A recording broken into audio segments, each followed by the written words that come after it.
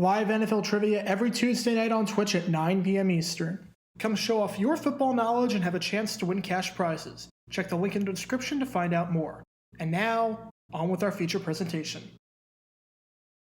Who is the greatest running back in the history of the American Football League? That's a pretty tough question, and one where you're not going to get any sort of unanimous answer. However, if you were to ask this, there are some names that would appear more often than others. Cookie Gilchrist led the league in rushing touchdowns in 4 straight seasons, and though he was a bit of a head case to put it mildly, he was a heck of a running back. Abner Haynes had an astonishing 6,553 yards from scrimmage in his first 5 seasons in the league, as he was a force to be reckoned with as a member of the Dallas Texans and Kansas City Chiefs. But the name that might appear the most often is this man right here. Clem Daniels was an absolute star, and if you think of the 1960s Raiders, odds are Daniels is one of the first names that comes to mind. He was a great runner. He was one of the first great receiving backs in the history of professional football, and he was so good that he was named a member of the AFL All-1960s first team.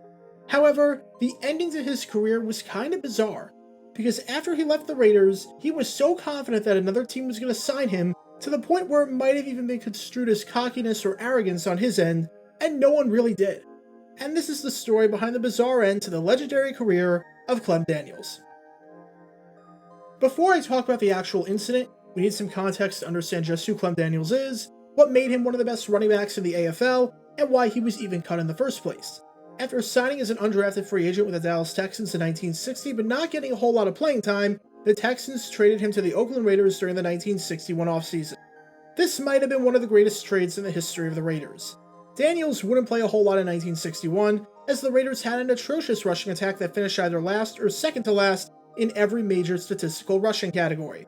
It's no surprise that the Raiders had the worst offense in the AFL that season. But after not getting a whole lot of touches during those first 2 seasons, Daniels was able to work his way up the depth chart and by 1962 was a regular member of Oakland's offense, even racking up over 1,000 yards from scrimmage, which was 5th best in the league. By 1963, he was the full-time starter, and he made the most of that opportunity. He led the AFL with just under 1,100 rushing yards, led the AFL in yards per reception by averaging 22.8, and led the league with 1,784 yards from scrimmage. And throughout the mid-1960s, there weren't too many better backs in all of professional football than Daniels. He finished inside the top 3 in all-purpose yards for 5 straight seasons from 1962 to 66. He had 5 consecutive seasons with over 1,000 yards from scrimmage, and 4 consecutive seasons with over 1,400 yards from scrimmage. There was a 4-year stretch where Daniels averaged over 110 yards from scrimmage per game. He was that consistent and that dominant. Daniels made it to 4 AFL All-Star games, was named a first-team All-Pro twice, and was somewhat revolutionary with how he played the game. Today, you expect running backs to be able to make an impact in the passing game, but back in the 1960s, with a few exceptions like Lenny Moore, that wasn't really the case. Daniels, on the other hand, was a dual threat. From 1963 to 66, during that insane 4-year stretch where Daniels had over 6,200 yards from scrimmage, over 41% of those yards came through the air. Whether it was Cotton Davidson or Tom Flores or someone else under center, Daniels made himself a prominent target. And entering the 1967 season, it was looking like it was going to be more of the same for the best halfback in the league. Unfortunately, it went downhill from there. It seemed like the 1967 season was off to a bit of a shaky start when Daniels arrived to training camp without a contract. However, that wouldn't be a problem at the end of the day. Daniels didn't hold out, saying, "I'm here and I intend to stay," and the two sides eventually worked something out. And it's a good thing that they did, because Daniels was having a pretty solid campaign to kick things off in 1967. He was picking up right where he left off. Oakland had never made the postseason before, but they were on pace to do so here, as through the first 9 games, all of which Daniels played in, they were 8-1, leading the AFL West with the best offense in the league and the best defense in the league. And a big part of that was the play of Daniels.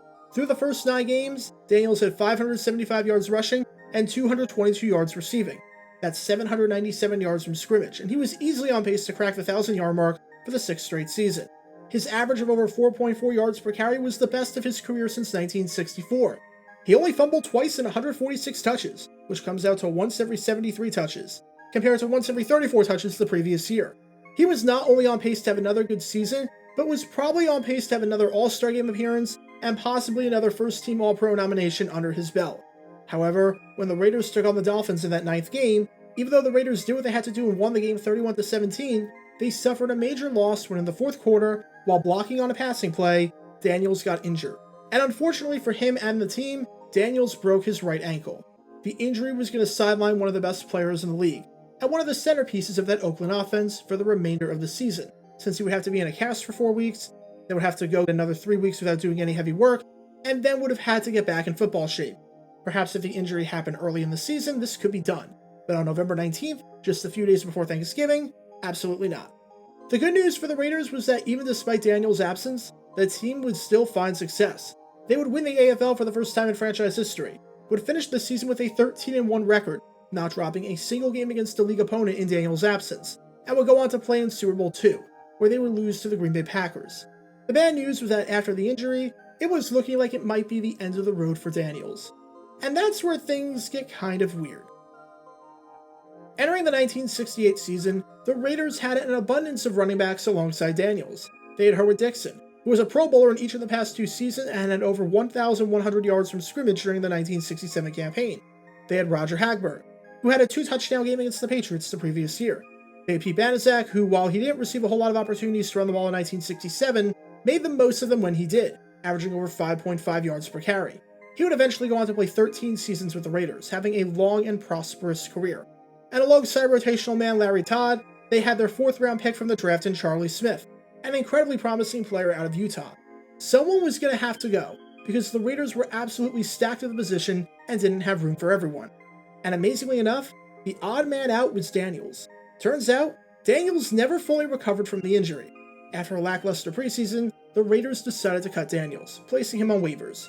While that may have seemed unusual to the casual fan, who saw Daniels on the waiver wire not even 12 months after being the best running back in the AFL, the real unusual part of this story comes with what Daniels said afterwards. Because after getting cut, Daniels was extremely confident that he was going to get picked up somewhere. He was so confident, in fact, that he said, "I'm sure Cincinnati and Denver would claim me on waivers, but I don't know where I want to go." Imagine being a free agent after off-season cuts, where most teams have their roster finalized, and where available spots are few and far between. Now imagine being so confident that you're going to get signed by another team that you openly state it. And then imagine saying, even though this team might claim me, I'm not sure where I really want to go. I don't know why Daniels would say this, or who gave him the advice to say this. There's a major difference between saying, I feel that I can help somebody and play in this league, and saying, these 2 teams have horrible running back situations, so I know I'm going to get claimed by them, but I'm not really sure if I want to play for them. Openly bashing the 2 teams that you think are going to place a claim on you is a bold strategy, Cotton. Unsurprisingly, this strategy did not work. Daniels said that he was confident that the Cincinnati Bengals and the Denver Broncos were going to place a claim on him. Let's start with the Bengals. The Bengals were an expansion team, so they didn't have a whole lot of talent on their roster. However, Daniels overlooked the fact that in the offseason, the Bengals drafted 8 running backs. They absolutely loaded up at the position. Now, to be fair, they had 41 picks, including 9 in the 6th round alone, but you don't really need a running back when you just drafted 8 of them, including 5 inside the first 6 rounds. Among the guys they drafted were Paul Robinson, a 3rd-round pick who would go on to lead the AFL in rushing that season, Essex Johnson, who had a prosperous 8-year career in Cincinnati, and Jess Phillips, who had a solid career in the NFL, especially when you consider the fact that he was a literal prisoner when he got drafted. You can learn more about how and why the Bengals drafted a prisoner by clicking the card in the upper right corner. So with all that in mind, the Bengals did not place a claim on Clem Daniels. Moving on to the Broncos, I guess this team made more sense on paper than the Bengals, since the Broncos had the worst rushing attack in the AFL the year before. However, the Broncos spent their 1st-round pick in 1967 on Floyd Little, and they were going to roll with him as the starter, which obviously turned out to be a great move, as he became one of the greatest players in franchise history and got inducted into the Hall of Fame. And if that wasn't enough, they spent some pretty high draft capital in 1968 on West Virginia running back Garrett Ford, even though that didn't work out in hindsight. Daniels was a running back on the wrong side of 30 coming off of a major injury, and the Broncos were going young at the position and believed that they had a franchise cornerstone in Floyd Little, and rightfully so. Head coach John Ralston announced publicly that the team was not going to place a claim on Clem Daniels. So just to recap where we are in our story, Daniels expressed some displeasure at the certainty that the Broncos and Bengals were going to place a claim on him, but this wasn't a ploy to try and bypass waivers and sign with another team of his choosing, which is the only way a comment like that would make any sense. And in the end, neither team places a claim on him. He completely screwed himself over. Whether it was that one comment that did him in, or a combination of things, I'm not entirely sure. But that comment definitely did not help his cause. However, that's not the end of our story, as Daniels would get one final chance at redemption. Daniels never played in the American Football League again after getting released by the Raiders. However, after being a free agent for a week or two while tending to his liquor store that he owned, he got a call from the San Francisco 49ers, and wound up signing for them. They sort of needed some help at halfback after converting longtime halfback John David Crow to tight end, which I did a video on. You can learn more about that and the 1968 49ers by clicking the card in the upper right corner. Daniels would be staying in the Bay Area, but would be playing in a completely different league. And the reason you're not seeing any highlights of him with the Niners is because, well, there aren't any. He did next to nothing in San Francisco. He touched the ball just 14 times. He averaged a mere 3.1 yards per carry. Excluding the 1960 season, when he only had one touch, that was the worst average of his career. He had just 14 touches the entire season for 60 yards. Daniels was completely ineffective and was a shell of his old self. Whether it was the natural decline that happens to running backs once they go past the age of 30, the ankle injury, having trouble in the system, or a combination of everything is up for debate. However, Daniels would never play pro football again after that 1968 season. Despite the odd end to Daniels' career, there's no denying that he is one of the greatest running backs in the history of the American Football League, and I would have no problem putting him at number 1 overall if we're just talking about contributions in the AFL.